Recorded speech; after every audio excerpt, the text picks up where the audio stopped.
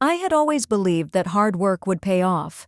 Tessa, an employee at a growing marketing firm, had spent years building up her reputation, putting in late nights, and going above and beyond to help the company grow. It wasn't just a job for me, it was my passion. I had a clear vision of what I wanted to do in this industry, and I thought I had found the perfect opportunity. But that was before my boss, Mr. Harris, took everything from me, or at least tried to. It all started when I had come up with a brilliant business idea, something that could potentially revolutionize the marketing industry. I spent months developing the concept, making sure every detail was perfect, working through the nights to fine-tune the proposal. I had it all planned out, a cutting-edge app that would streamline the way clients could track their marketing campaigns. It was innovative, and I was certain it would be a huge success. I knew that presenting it to Mr. Harris could be a turning point for both my career and the company.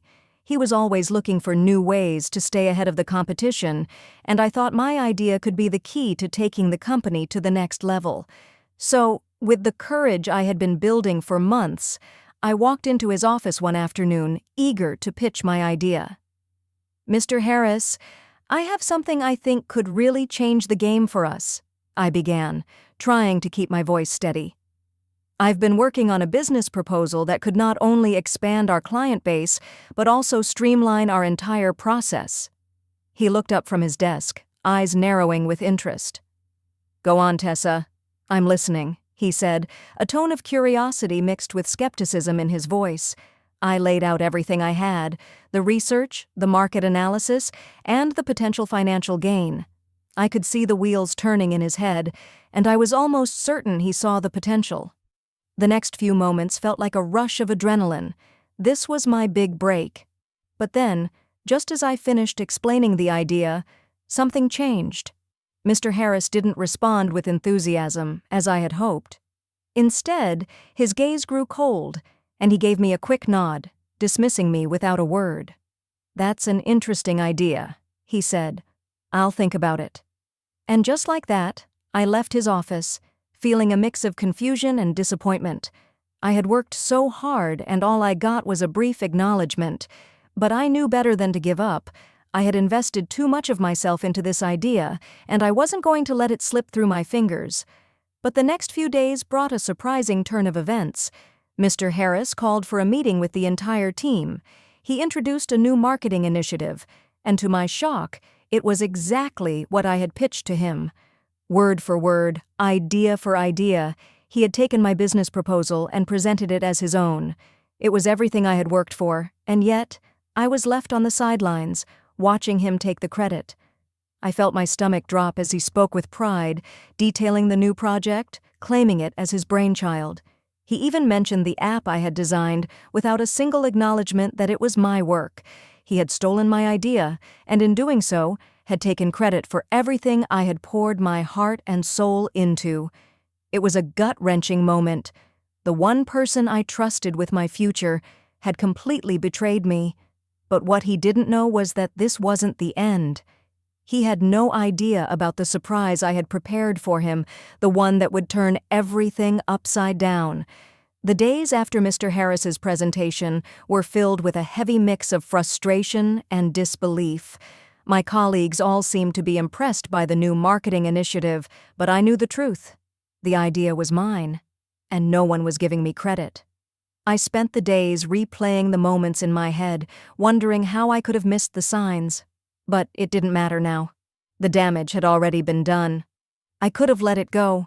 I could have accepted the situation, swallowed my pride, and continued working under Mr. Harris's shadow. But something inside me refused to stay silent. I had built this idea from scratch, and it wasn't just about the idea anymore. It was about my integrity, my work, and the belief that I deserved more than what he had given me. One night, after hours of working late at the office, I sat alone in the conference room. The silence around me seemed to amplify the anger bubbling inside. I thought back to how Mr. Harris had treated me. I had trusted him, thought he valued my input. Yet he'd taken something I worked tirelessly on and claimed it for himself, as if it was his own. But he didn't understand something crucial. I had more than just an idea. I had the vision and the determination to see it through. I wasn't going to let him walk away unscathed. I had something that could ruin his newly launched project, and I was about to make my move. The first thing I did was research. I started digging into the legalities of intellectual property and patenting ideas. I contacted a lawyer, explained the situation, and learned that while my idea wasn't officially patented, I had enough documentation and email correspondence to prove that the concept was mine. I had emails, design drafts, and presentations from weeks before Mr. Harris ever made his decision to present the idea as his own. The evidence was clear. I knew that the next step was critical. I wasn't just going to sue him, though I could have. No, I wanted to hit him where it hurt, in the very company he was trying to expand with my stolen idea. I wasn't just going to seek personal revenge. I wanted to take back what was rightfully mine and ensure that he would never forget who had the power all along. I spent the next few days developing my strategy. I knew I had to act quickly, but I also knew I needed to be patient and smart about it. I began networking with a few clients who had previously expressed interest in the idea I had pitched. I casually brought it up, getting their feedback and gauging their interest. With every conversation, I could feel the excitement building inside me. I had an opportunity to build something bigger than Mr. Harris could ever imagine. But this wasn't just about proving I was right. It was about showing everyone that I had the capability to take charge of my own ideas and my own future. I wasn't just a bystander waiting for someone else to hand me success. I was the one who had the vision, the drive, and the skills to make it happen. In the days that followed, I took action. I gathered the clients who were interested in the project, and I set up meetings with a few key investors who could help me bring my idea to life, without the interference of Mr. Harris or his corporate agenda. I had built enough of a rapport with these clients to know they trusted me, and I had the drive to ensure that their investment would be well worth it. As the pieces began to fall into place, I felt more and more confident in my decision. I was creating something on my own terms, and it was starting to feel like I was truly in control of my destiny again. The power that I had let slip through my fingers months ago was now mine to claim. As I continued to build my network and prepare for the launch of my own project, I couldn't ignore the fact that the time was fast approaching to confront Mr. Harris. Every conversation I had, every strategy I developed, was aimed at one thing: taking control of my own future. The stolen idea wasn't just about revenge anymore. It was about showing everyone that I didn't need to stay in someone else's shadow. I had something bigger in mind. I was going to create a new business with my idea at its core, and I was going to make it a success. But I also knew I had to act with precision. Timing was everything. I couldn't just jump in head first without being fully prepared. I knew I needed to keep my cool, remain professional, and make sure I had all the pieces in place before I made my move. Mr. Harris had underestimated me, and that was going to be his biggest mistake. I met with a lawyer to begin the process of protecting my idea. We filed the necessary paperwork to patent my design and the intellectual property surrounding it. While I wasn't sure how far I'd need to go with this, it was better to be safe than sorry. I wasn't going to let anyone take what I had worked so hard for again. This time, I was covering all my bases. Meanwhile, I worked on building my brand. I crafted a business plan that was stronger than anything I had ever done before. It was more than just a product. It was a vision. I wanted to create something that would revolutionize the industry and prove to myself and to the world that I could do this on my own. I wanted to show Mr. Harris and everyone who doubted me that I could take an idea and make it a reality without needing anyone's approval. Then the day came when I had everything lined up. The clients were ready, the investors were on board, and I had the platform to launch my idea. But I also knew it was time to confront Mr. Harris. I had prepared for this moment for months, and it wasn't going to be a conversation that ended without consequences. I walked into the office one morning, and for the first time in a long time, I wasn't nervous. I wasn't the same employee who had been brushed aside and fired. I wasn't the woman who had been humiliated in front of her peers. I was in control now, and it was time to make sure Mr. Harris knew exactly who he was dealing with. As I stepped into his office, he didn't even look up from his desk. "What is it, Tessa?" he asked, his tone cold and dismissive. I smiled to myself. knowing that this time I wasn't here to beg for a job or ask for his approval. This was my moment. "I just wanted to let you know that I've been working on something," I said, my voice calm but firm. "I've been working on the idea you stole from me, the one you presented as your own. And I've taken the next step.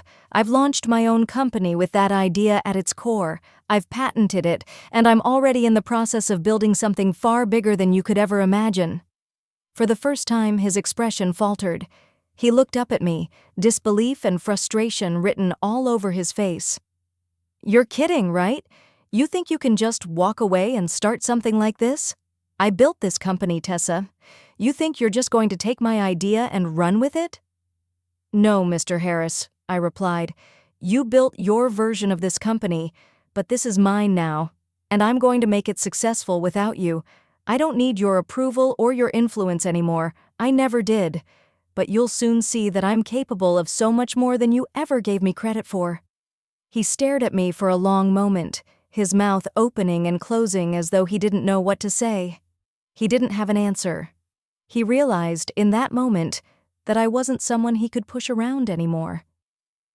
"I wish you the best of luck," he finally said, though I could hear the bitterness in his voice. "I don't need your luck," I replied, turning on my heel and walking out the door. I walked out of that office knowing that I had won, not because I had outsmarted him, but because I had taken my power back. I wasn't the victim anymore. I wasn't the one waiting for someone else to give me a chance. I had built my own future, and there was nothing stopping me now. As the weeks passed, everything started falling into place. My business, the one I had built with nothing but my idea and determination, was beginning to gain momentum. I had secured contracts, brought in clients, and established partnerships with people who believed in what I was doing. The launch was a huge success, and with every new step forward, I felt stronger, more confident, and more certain that I had made the right decision. But while I was building something of my own, I couldn't shake the feeling of triumph whenever I thought about Mr. Harris. The smug, dismissive attitude he had shown me when I had walked into his office months ago still burned in my mind. It was the kind of arrogance that comes from believing that power can't be challenged, that people can be taken for granted, and he had underestimated me. But it wasn't just about proving him wrong anymore. This was bigger than him. This was about proving to myself that I could stand up for what I believed in and take control of my future. This was about showing the world, and myself, that I wasn't just some employee waiting for recognition. I was the one who could make the big decisions, who could innovate and create on my own terms. Still, every once in a while I found myself thinking about how Mr. Harris had tried to claim credit for what was mine. There was a moment of deep, unwavering resentment that I felt when I thought of how he had stolen my idea, presented it as his own, and dismissed me as easily as flipping a page. But I refused to let that bitterness consume me. I wasn't going to let him define my journey anymore.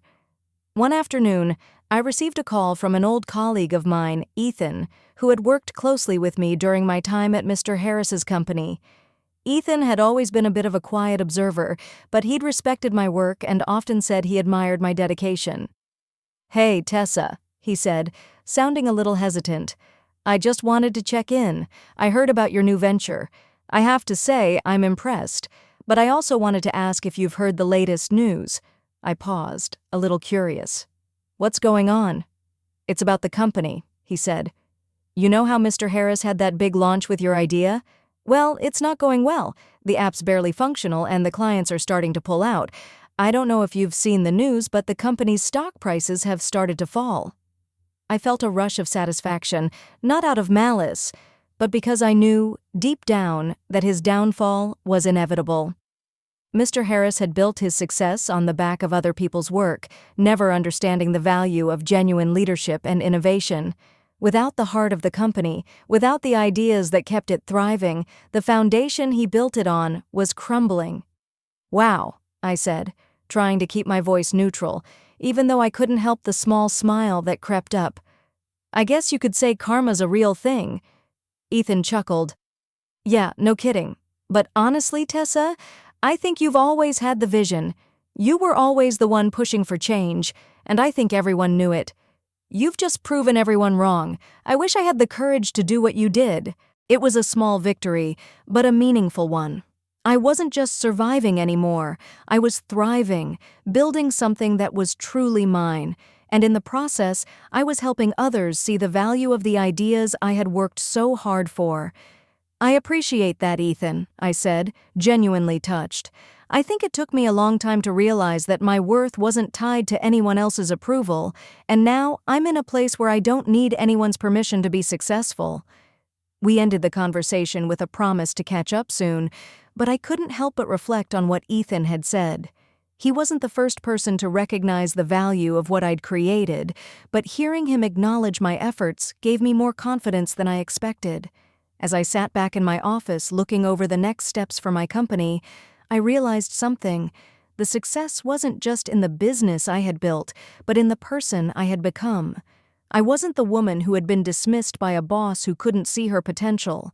I was a leader, someone who had taken a leap of faith and built something that would stand the test of time. As the months passed, I continued to grow the company, and with it, my confidence. The initial excitement of launching my own business had not only survived the challenges that came with it, but had also become a solid foundation on which I could build even more. I was finally becoming the person I had always dreamed of, someone who took control of her destiny and didn't let anyone, not even my old boss, stand in her way. But with success came new challenges. Growing a business wasn't easy, and I quickly found myself facing hurdles I hadn't anticipated. There were long hours, difficult decisions, and moments where I doubted myself, but I was no longer afraid of those obstacles. I had been through far worse, and I was more determined than ever to succeed.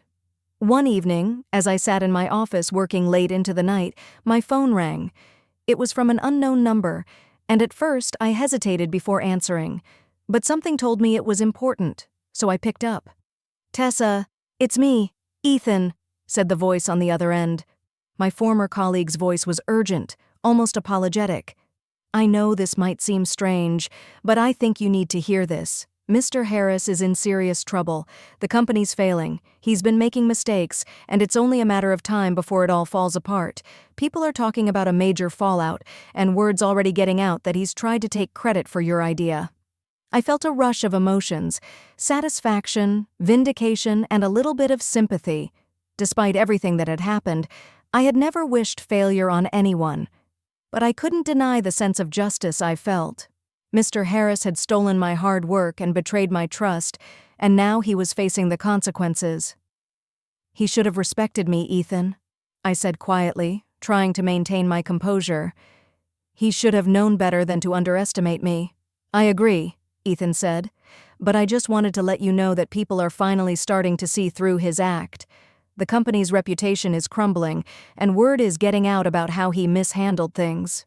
Hearing this news brought mixed feelings. I had worked hard, and I had proven to myself that I could do more than what I had been allowed to do at the company, but it wasn't about revenge anymore. My focus had shifted. I was building something better, something I could be proud of, something that didn't need to rely on anyone's approval. "I'm moving forward, Ethan," I replied firmly. "I'm not concerned with his downfall. I've already moved past all of that. I'm focused on my future, my company, my vision. I'm doing this for me and no one else." "You're right, Tessa. You've proven everyone wrong. I'm proud of you," Ethan said, his voice sincere. I ended the call, feeling a sense of pride settle over me. It wasn't about him acknowledging me or Mr. Harris's mistakes. It was about the fact that I had taken control of my life. I had taken my idea, my dreams, and built something real, something that was thriving, regardless of the setbacks I had faced. As the weeks went by, my company continued to grow. I expanded my team, and we began securing more high-profile clients. I had surrounded myself with people who believed in the same values I did: hard work, innovation, and integrity. It was a far cry from the toxic work environment I had left behind. One day, while working on a new pitch, I received an email from a potential investor. They wanted to meet with me to discuss a partnership, and the offer they extended was exactly what I had hoped for. It was a big opportunity that could elevate my company to new heights. It was everything I had worked for, and it was happening on my terms. That night, I reflected on everything I had been through, the betrayal, the uncertainty, and the fear of failure. But in the end, I realized that those moments had been the catalyst for my success. I was stronger because of them. I had taken a difficult situation and turned it into an opportunity to build something bigger than I ever thought possible. As I looked at the future, at the business I had created, at the people I had surrounded myself with, and at the life I was now living, I knew one thing for sure. I was in control. I wasn't waiting for anyone's permission, and I wasn't looking for anyone's approval. I had built this for myself, and I was ready to keep building. As I sat back in my office chair, gazing at the city skyline that had once seemed so far out of reach, I realized how much I had truly accomplished. My company was thriving, clients were lining up, investments were flowing in, and most importantly, I was finally working on my own terms. Everything I had dreamed about when I first started out, owning my success, leading a team, and proving my worth, was now my reality. But even more than that, I had discovered something even more valuable along the way: myself. I had found strength I never knew I had, resilience that pushed me through the hardest moments, and a sense of empowerment that I now carried with me every single day. I wasn't just running a business, I was creating a legacy, one built on hard work, integrity, and the refusal to let anyone take credit for what was mine. The road to this point hadn't been easy. The journey had been filled with challenges, betrayals, and heartbreak, but each setback had taught me something crucial. It had made me stronger, more determined, and more confident in my abilities. And even though I had endured my share of hard times, I knew that they had been the catalyst for my growth. They had forced me to dig deep, to stand up for myself, and to trust in my own potential. Months passed, and the company continued to flourish. I expanded my network, brought on new talent, and even started mentoring others who were just beginning their own journeys. I had become the kind of leader I had always admired, someone who cared about the people around them, who wasn't afraid to make tough decisions, but who also knew the importance of kindness, integrity, and fairness. But as successful as I had become, there was still one lingering thought in the back of my mind. What had happened to Mr. Harris? I hadn't heard from him in months, and frankly, I didn't care. But I knew that his world was likely starting to crumble. He had built his empire on stealing others' ideas and taking credit for work that wasn't his own. And now, the truth was coming out. The company he had taken from me, that he had tried to claim credit for, was falling apart. Word had spread that the app he'd tried to launch, the one that had originally been my idea, was a failure. His clients were leaving and his employees were jumping ship. Karma had arrived, and it was taking everything he had built down with it. I couldn't help but feel a small sense of satisfaction, not because I wanted him to fail, but because I knew that his actions had consequences. He had tried to take something from me, and now he was facing the repercussions of his greed.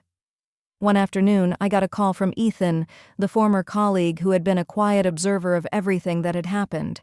He had left the company long before Mr. Harris's downfall, but we had kept in touch, occasionally catching up over coffee or lunch.